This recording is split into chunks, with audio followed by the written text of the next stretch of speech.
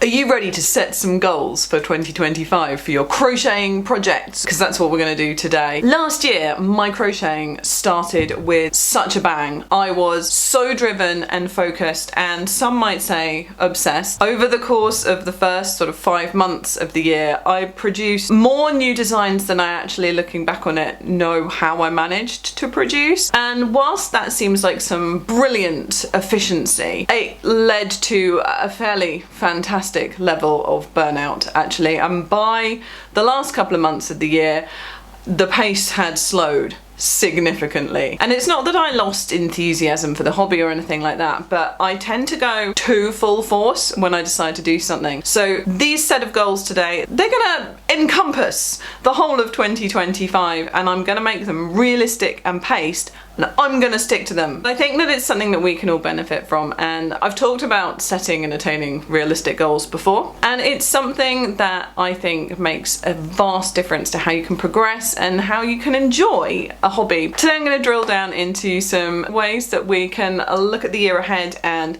set goals and achieve those goals and plan out for the most fabulously realistic crochet project filled year. So why should we bother to set goals for crocheting? If you are a hobby crocheter who just wants to get the most enjoyment out of your hobby, setting goals is still really useful. For a start, it motivates you. We all know those days where we have like 11,000 work in progresses piled up and we just don't have this sort of motivation or the energy or the enthusiasm to work at them. Having these time sensitive goals gives you that little bit of a push just to pick up your hook, and then we all know how much better you feel once it's in your hand. Also for me, although I am a very focused person, I am also quite like a butterfly brain. I do get distracted by other things, and my focus being on crochet is so much easier when I have an aim that I'm working towards. So like once I've started designing something,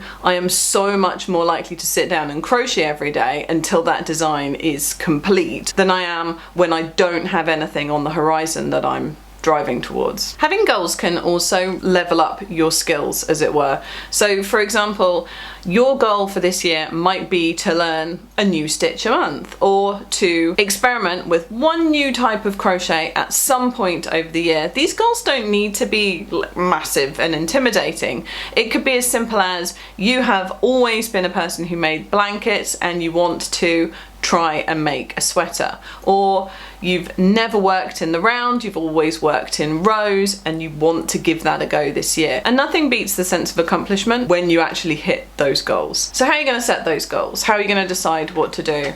I do really like the SMART goal technique. The most important thing, I think, is to set goals that you realistically can achieve. I'm not going to set a goal for myself to design one new toy every day, because that is literally impossible. So not just unrealistic, but literally impossible. But nor am I going to set a goal for myself to design a new toy every week. Now actually I know from my past experience that I have designed some of my patterns and to completion, all written up within 3 days, but those 3 days are incredibly intense, and it is really unrealistic to think that I could repeatedly keep doing that without getting burnt out again. And honestly, there's only so much inspiration that a person can have, and so many hours in the day. I mean, I feel like I have negative hours in the day at the moment to spend doing crochet anyway. So realistic in a time period that you can actually achieve is really important. But also, what do you think is going to motivate you? What do you think is going to bring you joy? If you think to yourself, oh, I'd like to learn 12 new stitches this year,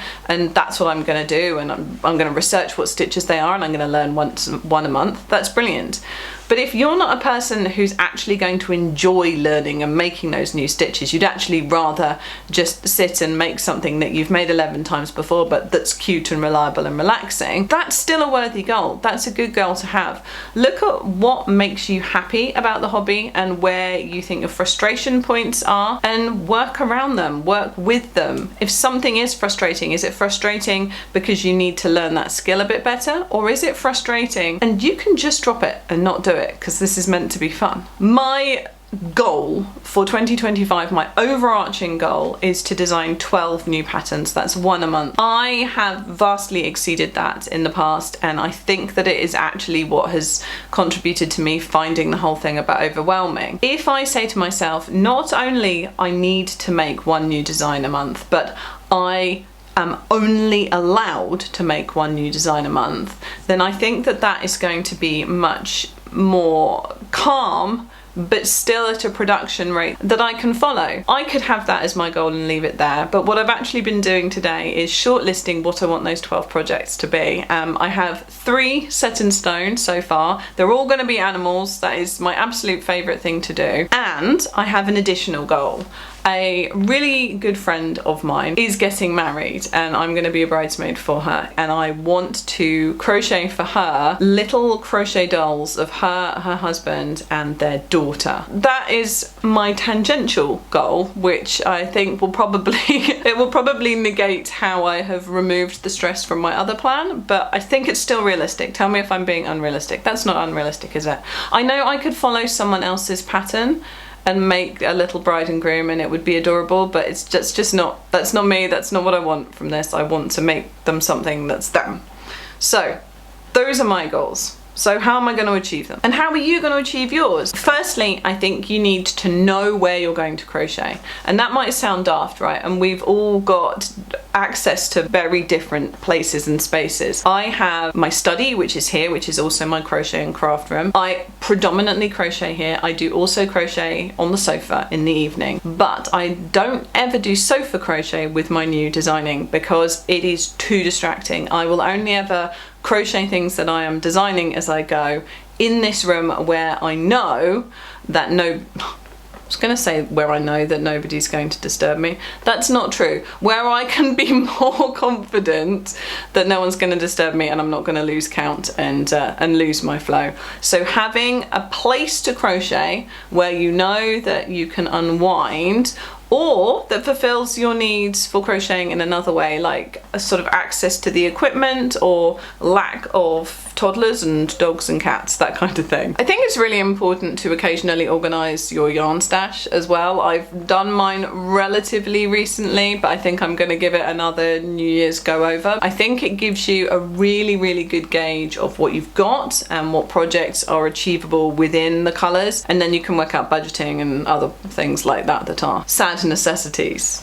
Also, I don't know about you, but after the initial reluctance, I actually really enjoy organising my yarn, and I always find stuff that's lovely that I forgot I had, which is good. Make sure that your deadlines are realistic, that your goals are realistic. So like I was saying, with a new design by the end of each month, I think that is a very realistic goal, but what you can also do is break down those goals into time frames, and they can allow you to monitor your progress and adjust the end goals if you want to or need to as well. So you could say, if you were wanting to make a big granny square blanket, you could say, well, by the end of week 1 I want to have chosen the yarn and the colours. By the end of week 2 I want to have made my first square. It's all about breaking it down into achievable parts. That is a huge thing that can also make a really big, what feels overwhelming job, easier for your brain to get around. I just think it's really important to reward yourself for meeting these milestones, and whether that is just psychologically saying to yourself, nice one, or it's going and telling one of your crochet friends what you've done. I find it really rewarding to send my friends who also crochet, or my sister who doesn't but makes all the right noises, photos of what I'm making, what I've come up with so far. In itself, that act is rewarding. I mean, obviously budgetary constraints aside, you can also reward yourself by buying the next pattern that you want to make when you've reached a certain point in a project, or getting some more of a pretty yarn. It doesn't have to be financial, but having these sort of self-rewards, or someone who's happy to reward you, even if it's bringing you a nice cup of coffee, it really helps with the motivational process. So what's your goal going to be? Have a think. If you've got a piece of paper because you're old school like me, or jot it down on your phone, have a think about what you want these goals to be. Is your goal going to be to complete a certain number of projects? Is it going to be to do an expert level project? Is it going to be to learn a particular new skill?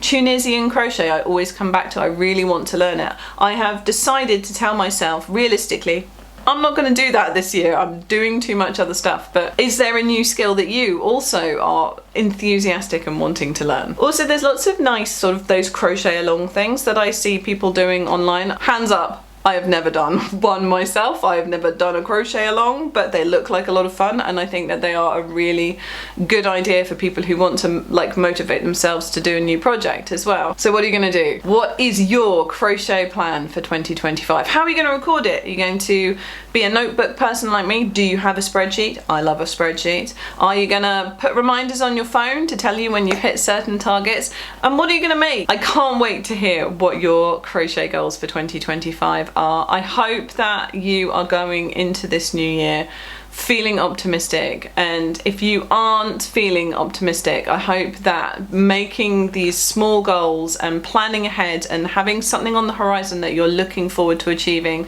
goes in some little way to make you feel a bit more 2025 enthusiastic. I will see you in the comments section below, and happy crocheting.